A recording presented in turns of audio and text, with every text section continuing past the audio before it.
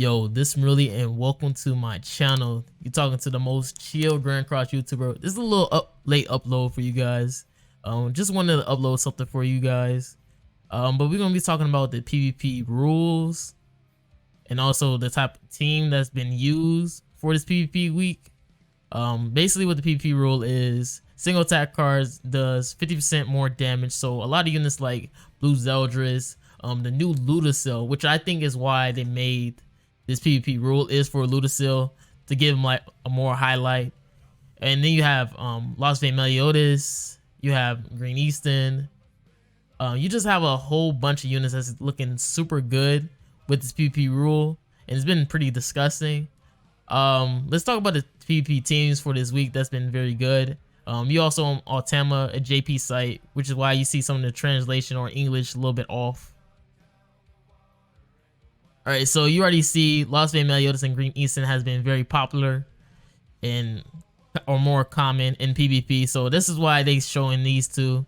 They've been very good together since with Green Easton, she can increase the crit chance of crit damage and also the Pierce rate once they have a debuff on them, which makes Lost Vein Meliodas even more dangerous.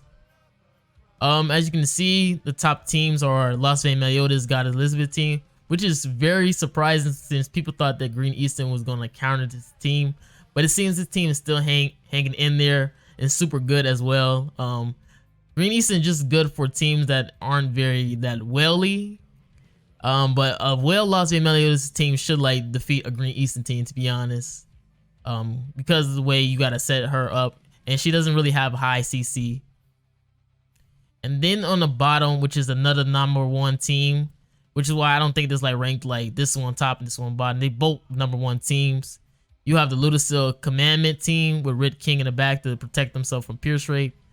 This team is very toxic if you have a welled out Ludicel, because you can just lower team defense related stats by 40% if you have higher CC using Ludicel, which is why he's super good because of that passive, but he's a very well unit on a trash banner at this moment. So hopefully he doesn't have a trash banner again, or he comes again and we people can like max him out without having to summon on this trash banner. But if you really want to summon on this banner, go ahead. I mean, do what you gotta do, man. If you will, to be honest. But this is a very good team. This stops a lot of ults. Like I said before, 50% more damage with single attack cards, and this team is a very single attack team, which is why it's super good. Tier 2, you have Pierce rate with Ludicel.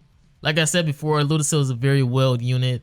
A lot of people like he's super good with high CC because of his high CC, he can run attack defense and hype defense both, and it wouldn't really make a big difference. Like hype defense probably have like 2k or 1k more CC depending on the substats. But yeah, he's still super good. He has high CC and he also has a droll link, so that is super good because it all depends on your link, your costumes, your CC, which is why you can sometimes run attack defense on certain units. Other units not gonna be so good. Like if you have like a Gila who has low CC and probably a trash link, then you're probably gonna want to try to use something like hype defense, or just forget your HP and just go with attack, which is kind of difficult. But this is a very offensive team, of course. You got Blue Demelli there just to murder some teams who doesn't have like that pierce protection. And you have Ludicel to 40% defense related stats. So basically, Blue Demelli should do a lot of damage. And then you have Blue Zeldris and Ludicel Critical Party. Like I said before, Ludicel's passive is super good if you have him welled out. And this team is just gonna be like one-shotting people or just murdering them, which is very funny because Blue Zeldris right now is like doing like 100k on bronze to Lost Vein Meliodas teams, which is very disgusting at this moment with his crits. At the bottom, you have the Deadly Seal Party.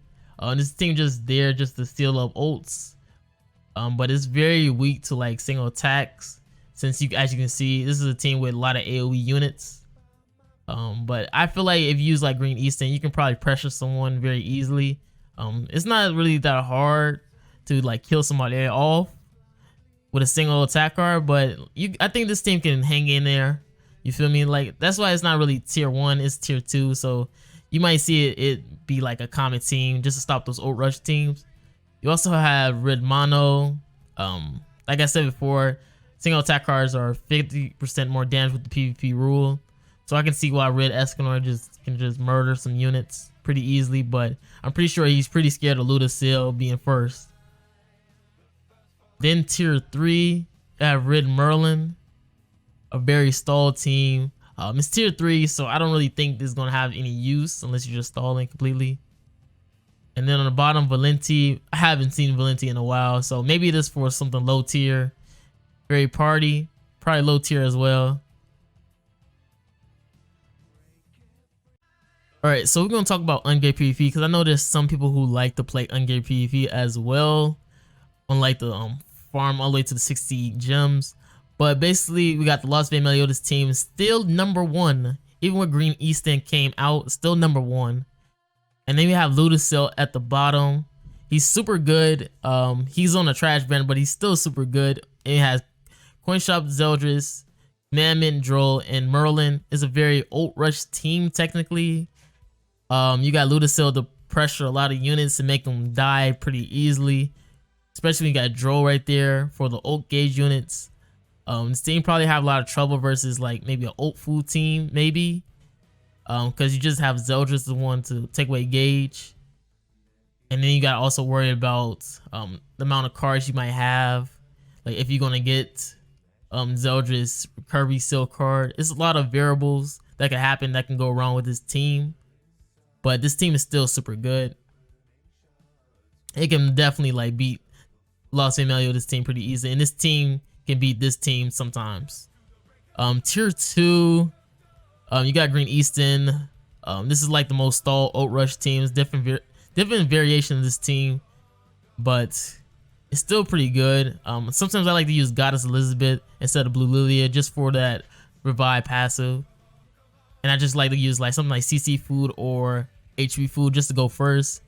You got Fairy Party. This seemed like a low tier team. I have never seen this before. I've seen Kimber, but not the Red Gloxina.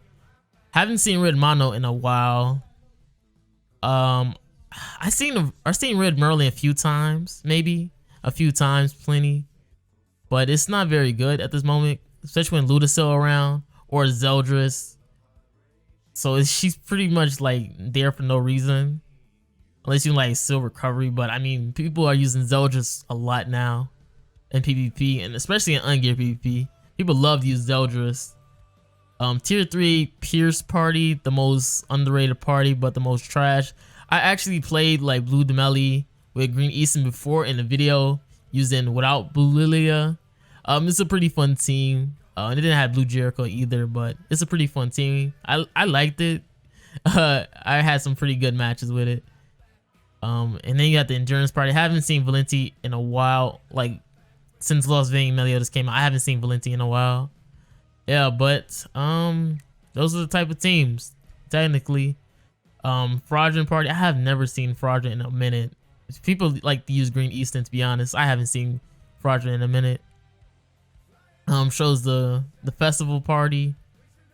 Just shows different variations. If any of you guys want to try any of these examples. Deadly Seal Party. Just in case you guys might be like more like free to play or anything, they're just showing examples, which is this is why I like this site, because it's gonna show like the example teams. This is a team I like to use, like right here on the bottom with Blue Demeli. Use like Green Easton, Red Gother, and Blue Demeli. That's why I used before. That stuff was pretty funny. Oh man, that stuff was pretty funny. Get the Jam Install Party.